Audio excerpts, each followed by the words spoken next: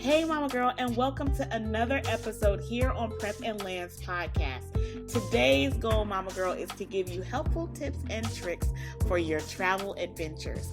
If you're traveling for business or a vacation or just visiting family, whatever the case may be, if this is your first time flying, it can be exciting, but it can also be a little overwhelming. So in this episode, we're going to break down everything you need to know from booking your flight to landing it safely. Prep and land, Mama Girl, prep and land.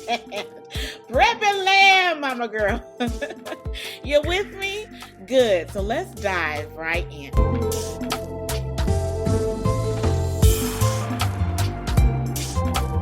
Let's start with how to prepare before you even head to the airport, okay? First, booking early, okay? Booking early is the key. It gives you better options for your seat selection, which can make a big difference for your comfort during the flight, okay? In general, booking domestic flights during the shoulder season, this is not the peak season, okay? This is the off season, the season that's not as popular, the season that is more affordable for the mama girls on the budget, okay? It is best to book these seats on these flights about 1 to 3 months in advance, okay? For the peak season, it's about 3 to 7 months in advance, okay? With international flights, according to some of the sources that I've researched and all the things, the booking window for these flights are about 2 to 8 months in advance, okay? These are the best time to book your flights. For international flights is about 2 to 8 months, okay? In general, domestic flights during the shoulder season. Now, if you don't remember what the shoulder season is, it's the not peak season. It's the down season. It's the season that people don't usually travel to the destination. It's the season that saves you a little bit of coins because because the locals are trying to get you there, so that way they don't completely, bottom out. It's the season that most people are not traveling, okay? The not peak season. It is best to book these trips, these flights, about 1 to 3 months in advance, okay? For peak season domestic flights, you want to do those about 3 to 7 months in advance. When it comes to international flights, according to some of the sources that I found of the research, it's about 2 to 8 months in advance, okay? With 60 days being like the best of the best, like the cream of the crop. But, it all depends on the flights. Depends on where you're going, not how you're getting there, but where you're going, who you're going with. Okay, so, just some FYI. Window seats are like a great seat for you to have for first-time flyers who want to see out, see the view. It's beautiful in my personal opinion. I love a window seat, but the aisle seat gives you a little bit more access to move around. It gives you a little bit more leg room that you wouldn't necessarily have if you sat in a window seat or in the middle seat. So it depends on what you want. Do you want the view, the uninterrupted view, or do you want to have a little bit more leg room? For me, like I said, I love window seats, but the aisle seat gives you that additional leg room that you won't necessarily have if you sit in the window seat or the middle seat, okay? Also, don't forget to check your ID, your passport, just your documents in general, especially if you're going on international flights where you might need a visa. Make sure everything is correct. All your names are spelled correctly. All the expiration dates are valid. You are not driving. You are not flying with expired documentation. You want to make sure all that stuff is valid. And you need to have your real ID. And if you don't have your real ID, Mama Girl, it takes effect March 7th, 2025. So if you have not done so already, go ahead and get your real ID.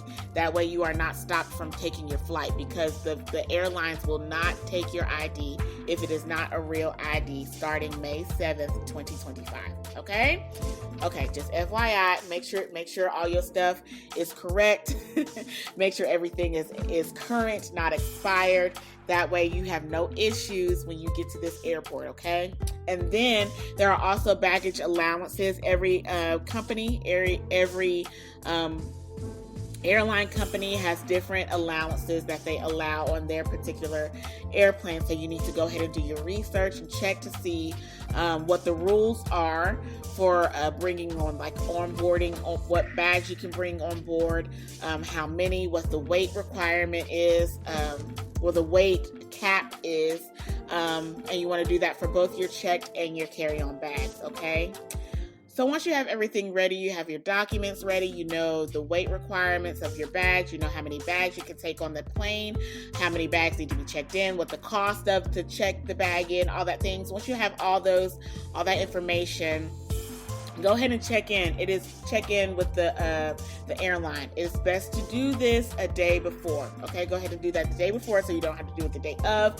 Save you some time, save you some hassle, save you some stress. Okay, all the things, all the things. And even when you check in early, sometimes you can even pick your own seat. So it's good to check in early prior to you arriving to the airport. Okay. Lastly, the last thing I want to say in this section, I don't want you to underestimate the importance of packing smart, okay?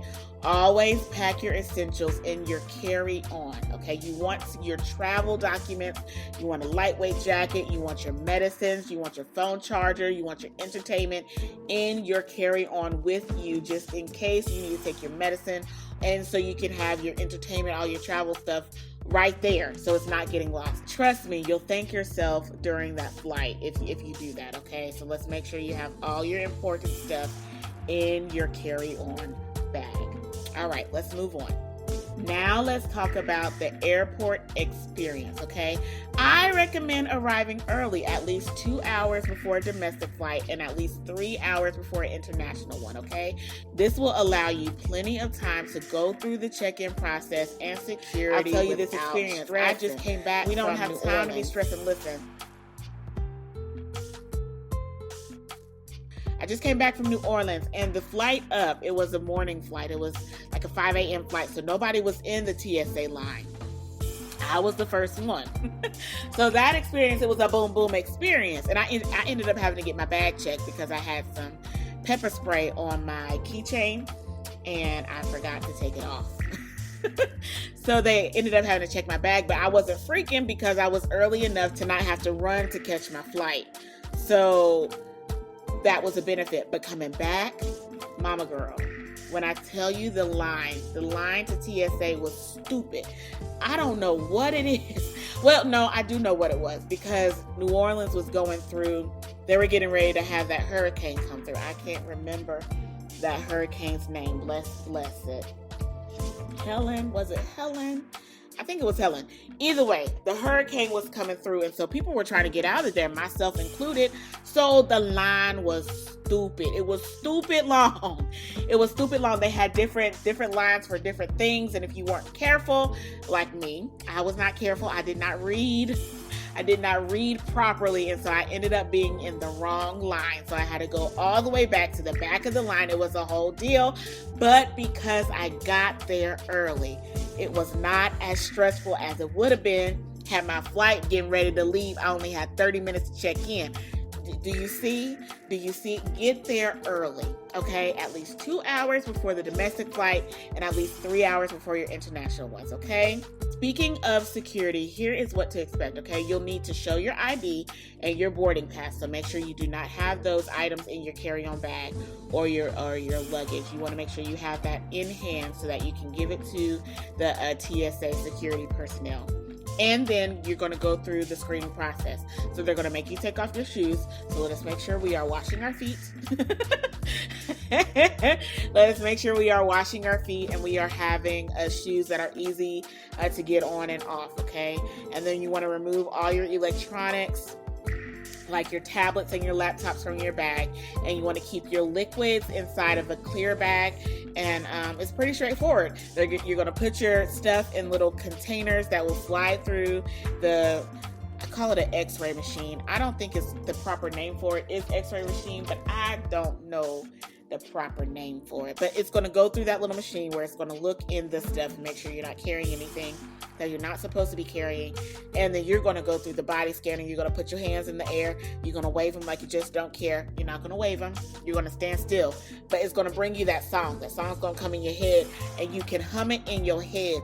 Don't do the movements with it. Just hum it in the head and wave your hands like you just don't care.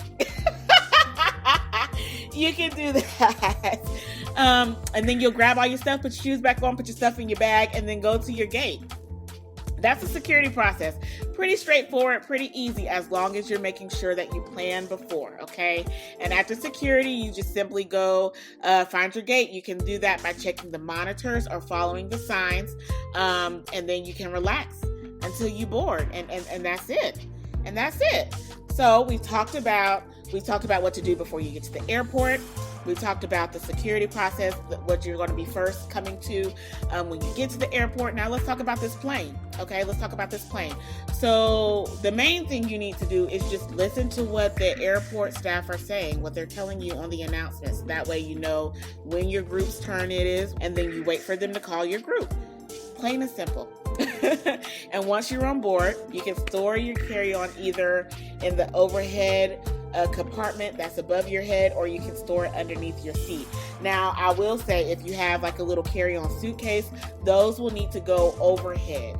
Okay, if you have like a purse and a little book bag, those would be considered a personal item. And that can go underneath the seat, but it has to go in one of the two. They're not going to let you hold it in your lap during the takeoff and the landing of the flight. They're going to make you put it away and either put it above your head or below in the seat, below underneath the seat. Okay. Now, as the plane takes off, you might feel some pressure in your ears. I don't want you to worry. This is totally normal. Just chew you some chewing gum or do a quick little yawn to relieve the pressure, okay?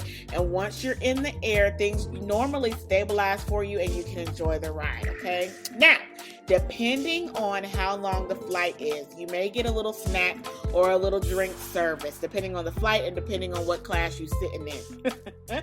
You may get a little snack and a little drink service, okay? For longer flights, there may even be some meals provided. And listen, mama girls traveling with the children, in-flight entertainment is your best friend, okay? You can do many planes. I know American Airlines, their newer planes definitely have the little screens that you can plug some headphones in, and then you can watch like movies and TV shows, or you can listen to music. Just make sure you bring the headphones so you can enjoy it, because they will not let you listen to that if you do not have a headphone in your ear. To be respectful of everybody else's ride, to make sure that you are not causing a disturbance by listening to whatever you're listening to on the in-flight entertainment little screens that they have. Okay? And remember, if there is a seatbelt sign on, stay seated. Turbulence can happen, but it is totally normal. I've been on plenty of airplanes that have turbulence. And if it helps you, I'll tell you what I do. When I experience turbulence on a plane, I look out the window, because I'm sitting in a window seat and I like sitting right there on top of the wing. But I've learned just in my recent travels that the back, I feel like the back has less, you don't feel it as much. It's more smoother. I don't know. And some people might think it's the front, but I usually like sitting on the wing. That's where I like sitting, because I look out at the wing when I feel the turbulence, and I tell myself, I look at it and I see that it's okay, that it's intact, that it's holding it in the road, and I say to myself, if the wing is okay, then I'm okay. If the wing is not okay, then I am not okay. And usually when I'm looking out at the window, because the wing is okay, I'm okay, and I chill. I imagine like it's a little roller coaster, or like a fun ride that's getting me over it, and I'm able to just kind of relax until the turbulence is gone, and then I'm good. But if that helps you, then I definitely encourage you to do that. If that does not help you, then honey, don't do it. Don't do it. Find something else that can help you get through the turbulence, okay? And after that, honey, you've landed. You made it to your destination. Listen, do not rush to get off the plane just yet. It'll take a few moments for the doors to open and for people to start disembarking. And be patient and have grace. And remember that it's not just you gathering your stuff, okay?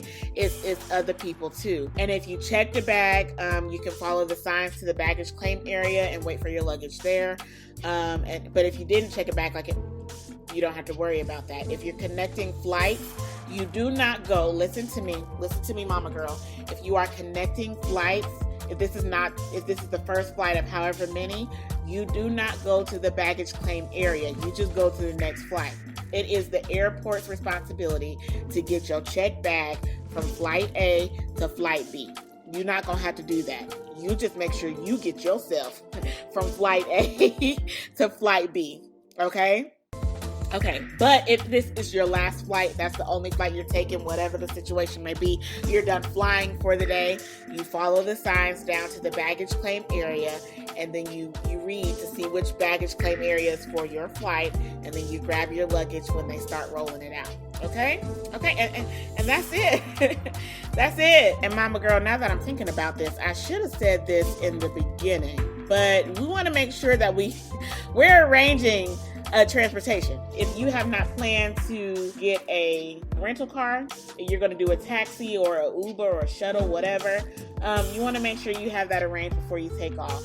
But if you did not, you can do it after you land. But it's just, in my experience, it's always been better to have that arranged before I take off. That way it will help me not stress trying to figure out how I'm getting to my hotel room. But if it works for you to do it later, then honey, do it later. I do want to say a couple things before I let you go. A couple more quick tips before we wrap up. Listen, some airlines increase fares as more seats are booked up, so it is important to know when the booking window opens. Okay, you can track flight prices on like Google Flights or Hopper to keep an eye on cost fluctuations, and you can also search directly with the airline to get a full spread of options. Okay, and you also want to make sure you are staying hydrated. I want to make sure I say that. You want to make sure you are staying hydrated, especially during long flights. The air in the cabin is so dry. It is so dry, so you want to make sure you are drinking plenty of water. And also dress comfortably. Do the layers thing because it's also cold. And if you're not used to being in a cold environment, you will be cold and you will be uncomfortable. We want to make sure you are as comfortable as possible during your flight. So make sure you have layers with you so you can adjust to the changing temperatures of the plane. And lastly, throughout the journey, let us be patient, okay? Flying can be stressful for first-time flyers. Listen, it's stressful to a degree for me, and I'm not a first-time flyer, but it can be so stressful. But the best thing that you can do is just to take it one step at a time, okay? You'll do great. You'll do great. Breathe and just go with the flow. Go with the flow and allow grace and be patient. And that's it. That is it, Mama Girl. So thank you for listening to today's episode. I hope these tips will make your first flight experience a breeze. Now listen, if you have not heard the news already, I know you have because you love me so. You love me so, and so you keep in the know of all the tea that I have to give to you. We are going on a first trip. We are going on the first Prep and Land trip. I am doing so good. I'm not telling y'all all the tea before the tea is going to be revealed. If you don't remember, it comes out Monday, October 14th, 2024. I am so excited. I just cannot hide it. I'm about to lose my cool, and I think I like it. If you have not done so already, go ahead and sign up for the email list so that you can stay in the know and know all the know when the know comes out. And if you have any more questions or want more travel advice, feel free to reach out to me by visiting my website, www.prepandland.com. That's www.prepandland.com. As always, Mama Girl, choose to make life an experience and experience the life that you choose. Don't just exist, Mama Girl. Live. Till next time, honey. Peace.